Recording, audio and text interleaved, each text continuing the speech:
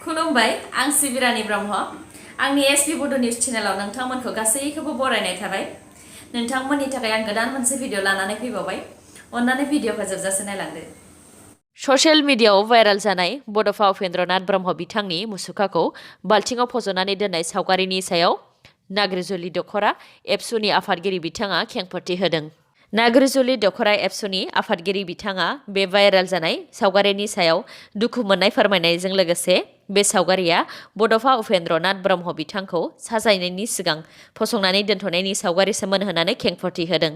मुसुखाखौ फसंनानै दोनथ'नाय समावनो उपेन्द्रनाथ ब्रह्म बिथांनि मुसुखाखौ बेखेवग्रा नाग्रिजुलि बियाबनि बिटिसिनि EM धर्मनारायण दास बिथाङा नुजाफैनानै बड'फा उपेन्द्रनाथ ब्रह्म बिथांनि सावगारिखौ खुलुमफैदोंमोन आरो बे समावनो मबाइलाव सावगारिखौ सेबखांदोंमोन।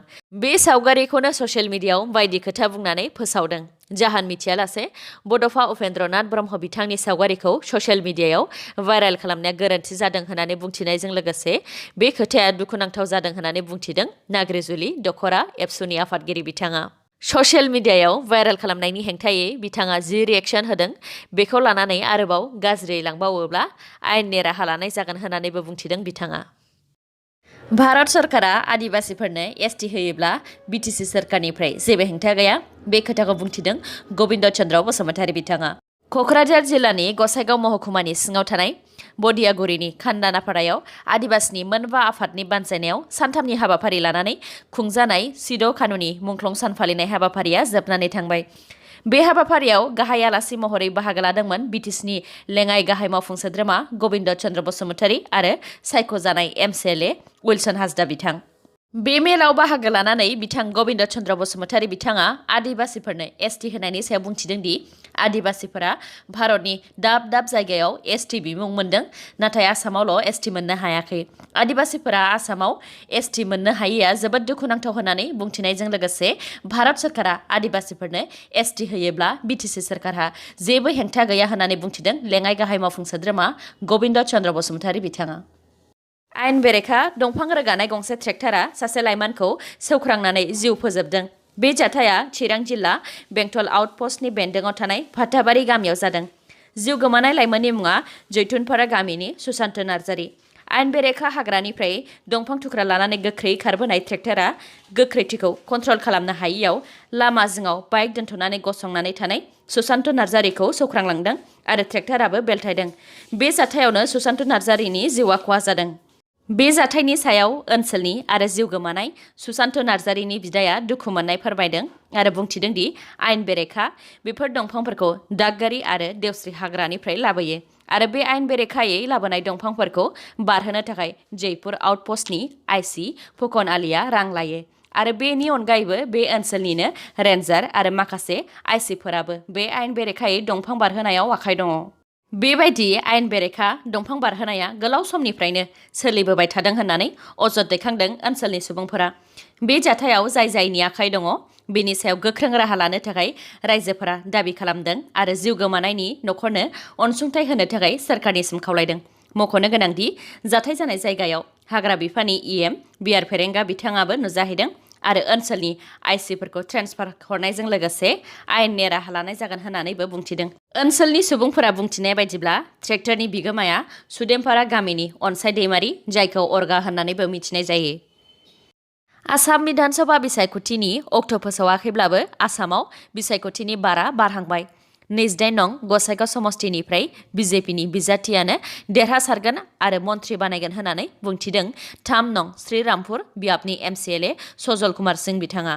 क'क्राझार जिल्लानि 28 नं गसाइगाव बिधानसभा बियाबनि सिङाव थानाय श्रीरामपुराव गसाइगाव मण्डल कमिटि BJPनि बानजायनायाव मैया मोनसे सावरायलायनाय हाबाफारि खुंदोंमोन।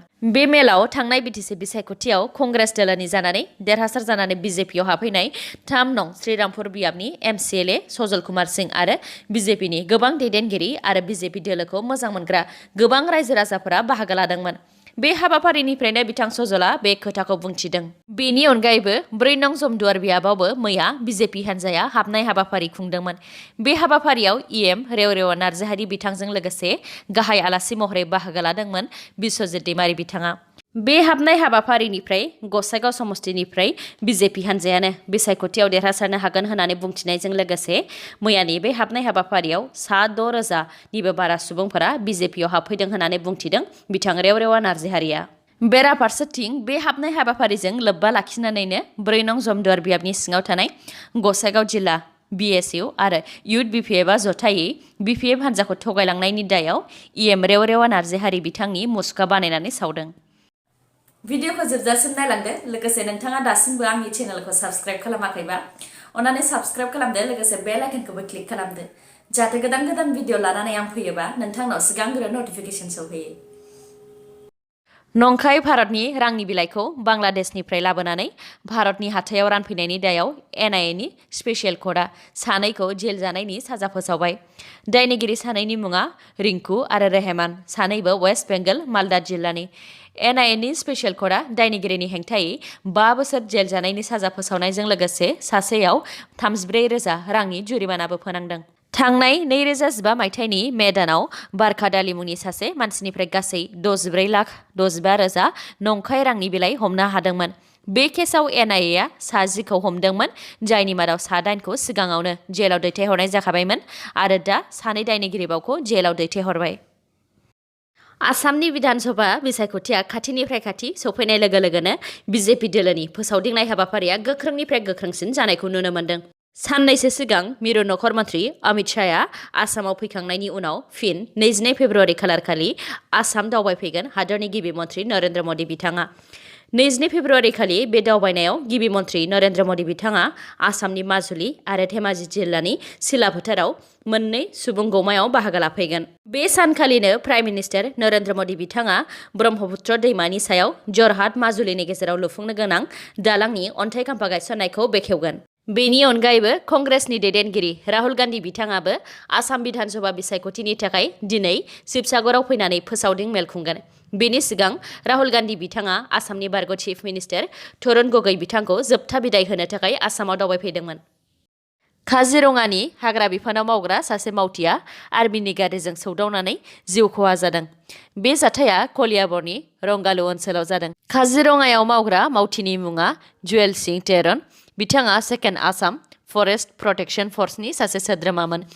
बे जाथाय जानायनि उनाव पुलिसआ आर्मिनि गारिखौ हमथानानै दोनबाय आरो जाथायनि सायाव नायबिजिरनाय खामानिखौ दा मावगासिनो दङ।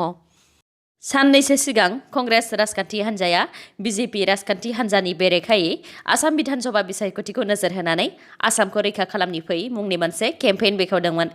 बे केम्पेइनाव कंग्रेस दोलोआ मोनसे भिडिअबो फोसावदोंमोन। कंग्रेस दोलोआ बाहायनाय बे केम्पेइन भिडिअआव UPPLआ थांनाय BTC बिसायख'थियाव बाहायनाय भिडिअनि माखासे भिडिअ क्लिप्स बाहायनायखौ नुनो मोन्दों। बेखौ UPPL दोलोआ टुइटारनि गेजेरजों टुइट खालामनानै कंग्रेस दोलोखौ बे क्लिप्सफोरखौ बोखारनो थाखाय खावलायदों। सानै नाक्सालाइट उदखारिफोरखौ पुलिसफोरा गावथारनो हादों। बे जाथाया मध्य प्रदेशनि मानला जिल्लानि मोनसे हाग्रा ओनसोलाव जादों। पुलिस हान्जा आरो उदखारि हान्जाफोरनि गेजेराव गावलायलायनायावनो सानै नाक्सालाइटनि उदखारिफोरखौ गावथारनो हादों। गावथारजानाय नाक्सालाइट उदखारिनि मादाव सासे आइजोबो दंमोन। हरसे गावलायखांनायनि उनाव पुलिसफोरा बे जायगायाव अखानायै नागिरहैफिननायाव बिसोर सानैनि गोथै देहाखौ मोननो हादों। थांनाय 12 फेब्रुवारियाव ताजिकिस्तान आरो सा भारतआव बांग्रिं मावखांनायनि उनाव मैया जापानाव 7.1 मेगनिट्युडनि गोख्रों बांग्रिं मावदों।